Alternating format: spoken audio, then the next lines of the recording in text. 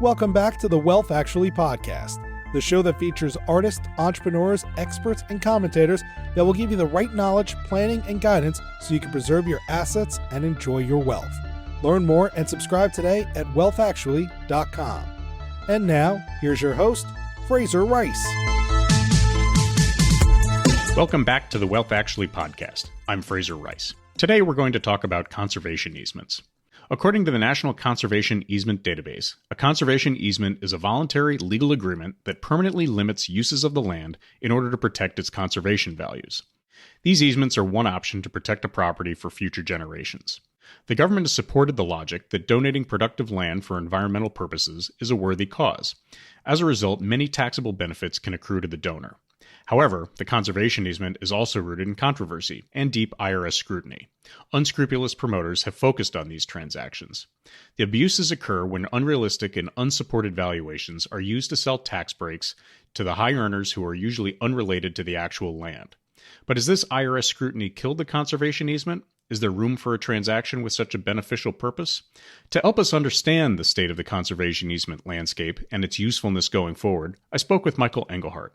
Based in Stamford, Connecticut, Michael's practice works with high net worth clients and family offices in the areas of tax mitigation and insurance planning. His practice has been involved in many client land situations, and he is an expert in the space. Welcome aboard, Michael. Thanks, Fraser. It's a pleasure to be here. Looking forward to our conversation. Well, we're going to be talking about something that has garnered a lot of interest over the last 5 to 10 years, even further back than that. And it's gotten a little bit of controversy recently, but it's definitely got some components that can be useful to large families, wealthy families, and that's the conservation easement. Take us through a definition of what a conservation easement is. I think there's a lot of misunderstanding amongst advisors and clients on the topic. Sure thing, Fraser. So a conservation easement is a voluntary legal agreement that permanently limits uses of land in order to protect it for conservation values, such as wildlife preservation, reducing the carbon footprint, endangered species, endangered flowers, watershed, things of that nature. So aside from the environmental positives that go into conservation easements and those types of benefits, they're interesting to a lot of people for tax purposes. Describe a little bit about what that looks like for a typical client. The tax benefit is the delta between what the landowner purchased the property for and the highest and best use value of the property. And if that landholder decides to permanently conserve the property through gifting an easement into perpetuity to a 501c3 land trust, they'll be removing the value of that property's development. And they can get a deduction for the difference between what they paid for the land and the highest and best use. So in effect, they're removing the land's development potential into perpetuity.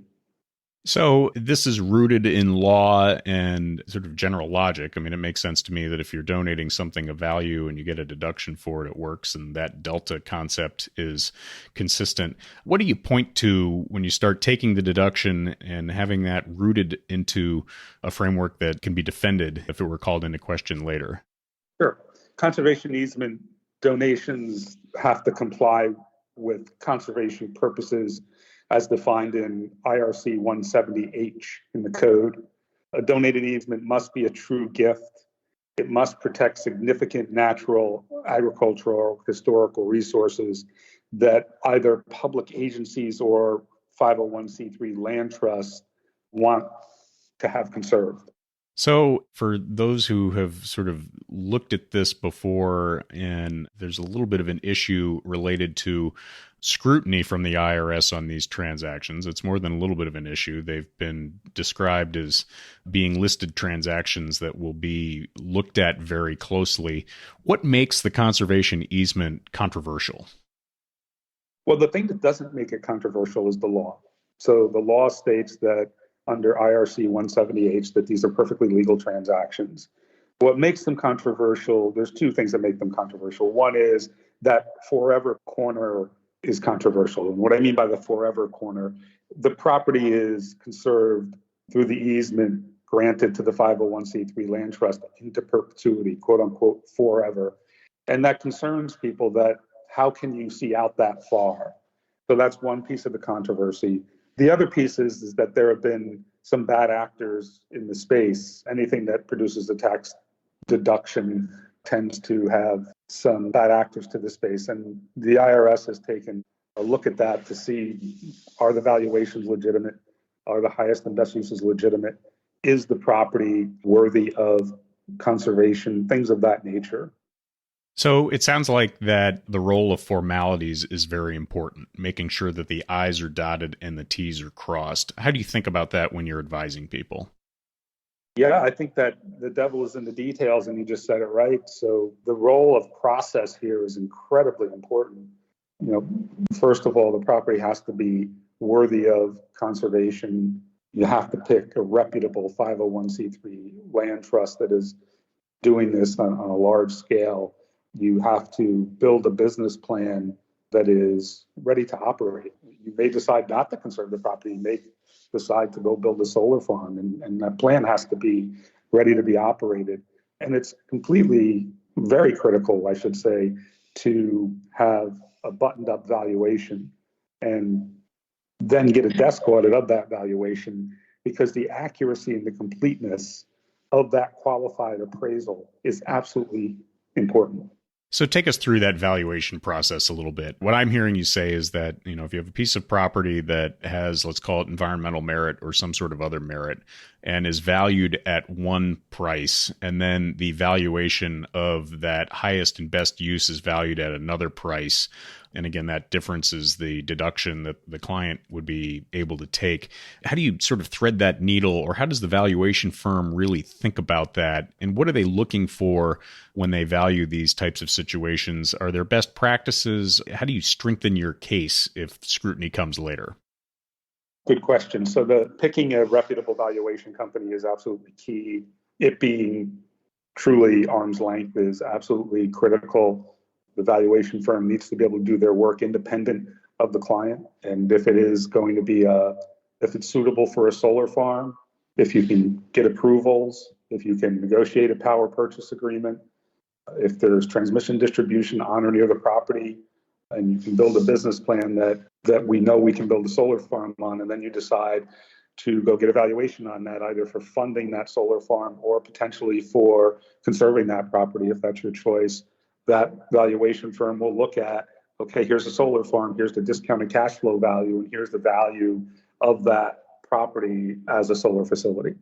So again, choice of highest and best use it sounds like is extremely important. And you get into the notion of solar farms, I would say maybe things like mineral rights or putting a golf course or a real estate development on the property are sort of typical highest and best uses that you would, in a sense, forsake in terms of getting the deduction for your conservation easement. Is there any nuance in terms of picking one versus the other? Obviously, you can't sort of go for mineral rights if you don't have anything of value underneath the ground. How do you think about that in terms of structuring or positioning the conservation easement so that it not only provides the greatest amount of deduction, but is also defensible from a business plan perspective? Well, I think when you're considering property that you own, whether as an individual or in a partnership, you are looking to have an understanding of what is the highest and best use of my property. And then I have choices I can make. One is I can decide to develop the property because it has a value that is appealing to me. Two is, okay, now I have that development plan and I have that valuation. I think I'm just going to hold the property because I think that it's going to appreciate from this point forward. Or I can decide I want to protect the environment and choose to kill the value of that property, conserve it into perpetuity, and thereby doing, I'll get a non-cash charitable deduction on my tax return, which has a 15-year carry forward. So one of the things that the IRS is taking a look at is the concept of the syndicated conservation easement versus a direct easement. Can you tell us the difference between the two? Well, the difference between the two is one is Fraser Rice owns a piece of land and as an individual landholder decides to conserve his property. The syndicated partnership approach is bringing investors in who will own a piece of property and will have a decision to make as an investor. One would be to develop the business plan as presented, or to hold the property, or to adopt the green plan and vote to have the property permanently conserved. And by the way, Congress is agnostic to who owns the land. It's not contemplated whether it's an individual or a partnership. The only entity that can own it is a subchapter S. So the syndicated ones where people are going into the transaction and voting to conserve the property later and then getting the benefit of the deduction under sort of the IRS scrutiny, how are you advising them to think about that type of transaction? It sounds like it's got a little more risk than the direct easement, and therefore you have to go in with your eyes open. Yeah, I mean, you just nailed it. So, the kind of that ideal client is that individual who has an interest and a desire to preserve land and protect our environment and wildlife and endangered species, et cetera. And you're right, the syndicated transactions have come under a further IRS scrutiny. So as an investor, it's certainly something that you should consider when you're deciding whether to make an investment in a piece of property that may have a conservation easement attached to it. The notable is that the law states that the entity, if it's a partnership, is the entity that can be audited by the IRS inside of a 3-year window, not the individual taxpayer. Yeah, so let's take that further. So if the IRS were to audit the partnership and sort of take a look at it and determine whether it makes sense, whether it passes its idea of scrutiny, et cetera, how does that filter down to the individual who invested in it? What should they be thinking about as a possible outcome from that audit? So there are 3 outcomes. One is no action, so the deduction stands. The second is a clawback or a reduced amount of the deduction, and that would be based upon the valuation. So when you get to federal tax court 4 to 5 years down the road, a judge will decide, is this valuation legitimate? Is it lower? Is it higher? There have been outcomes that have been higher and the valuation has been increased. So a clawback or a total knockout of 100% of the deduction. And that would be caused by a procedural or what we call a footfall, where you didn't follow the processes and procedures as the law prescribes in your documentation. So, and based on what you were just saying before, if you're an investor in one of these partnerships and getting the deduction, it's probably a good practice to reserve amounts in case of scrutiny later for a period of time. How long would you say an investor should sort of build in for IRS scrutiny, and when they can feel confident that the deduction is firm? Well, the IRS has a 3-year window that they can audit within, and after that 3 years, they do not, unless it's fraud, they do not have any further action that they can take. So at the end of 3 years, if there's no action, then if you have invested that money and kept it aside, then, I would be total confidence to do what you want with the money. We do advise clients to just invest that money. If there is an audit, total time will probably be year 6 or year 7 before there's any kind of decision at the federal tax court level.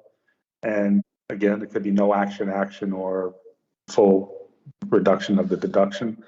But assume for a second that there's a clawback of 15 or 20% due to valuation. If you had had that money and that extra money due to the tax deduction that you took, and you invested that money in the market, and the market returned normal returns, you can see that the math will likely still work in your favor.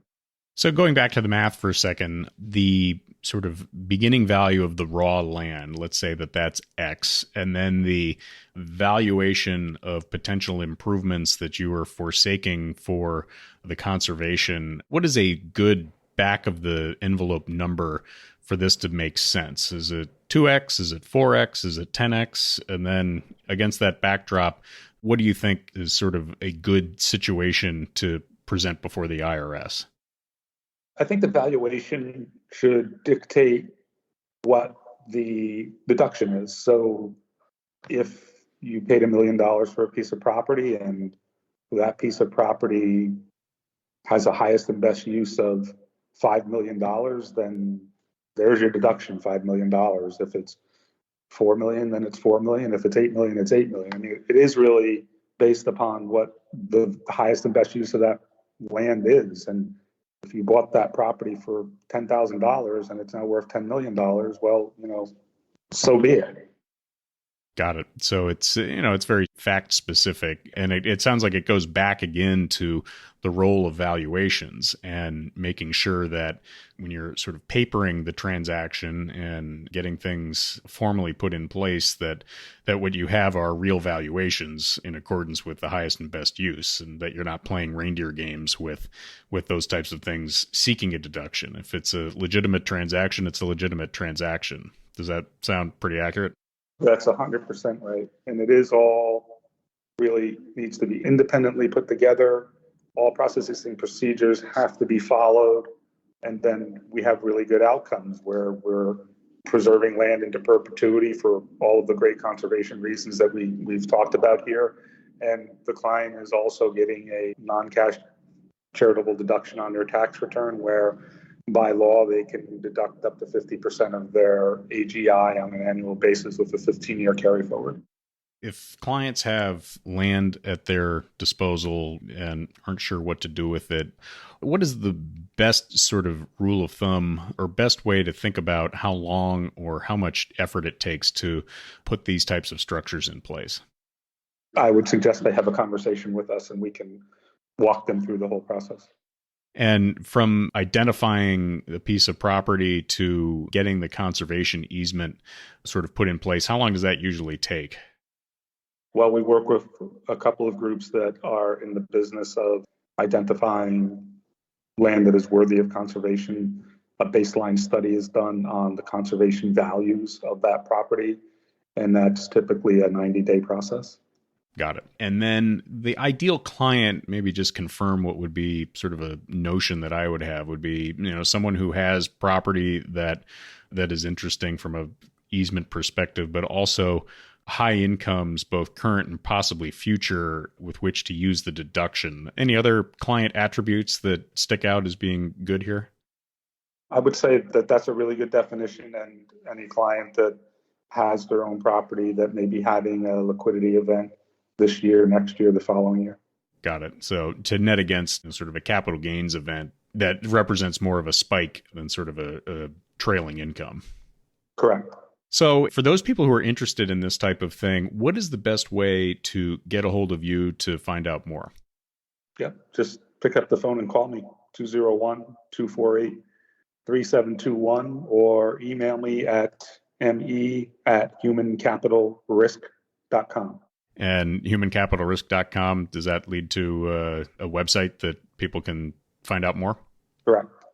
Great. Well, that'll be in the show notes, and I'll make sure that all of your contact information is there too. Michael, thanks so much for being on and helping put a little context around this interesting and very noteworthy type of transaction that we're seeing a lot of. And in the meantime, we just came off of a Super Bowl and it's Valentine's Day today and all sorts of fun stuff. What do you do to relax as people are coming to you with lots of these? There's got to be some downtime. Well, I'm looking forward to headed back down to Florida and play some golf, not as well as you, but I will hit the ball often. And then looking forward to getting back up here for early spring kayaking in the Sound. Oh, terrific. And one last thing, this conservation component that I forgot to ask this before, anything in Congress or in the lawmaking world that's popped up that you're keeping an eye on from a legislative front? Yeah, always. It's not front and center right now. It was last year. The two bills were removed. I do think that there is positive motion with multiple stakeholders, including Congress, to sort something out that preserves this 40-year-old program for conserving property, conserving land into perpetuity. And when it was first enacted by Congress with bipartisan support 40 years ago, it was to preserve land for agriculture, farming, and wildlife preservation. And as we fast forward to today, land conservation is more important than ever before. if we really want to protect the environment, reduce the carbon footprint, and the integrity of that program as a tool to further protect the environment, I think really needs to have its own perpetuity to it. Otherwise, people are just going to develop their property. Right. Well, that makes sense. Michael, thanks for being on. We'll have your contact information up there, and continued success. Thanks, Fraser. Have a great day. Thank you for listening to this episode of Wealth Actually, hosted by Fraser Rice, author of the book Wealth Actually and a leading private wealth manager. Head on over to wealthactually.com where you can subscribe to this podcast, get your own copy of the Wealth Actually book, and connect with Fraser directly. We'll see you next time on Wealth Actually.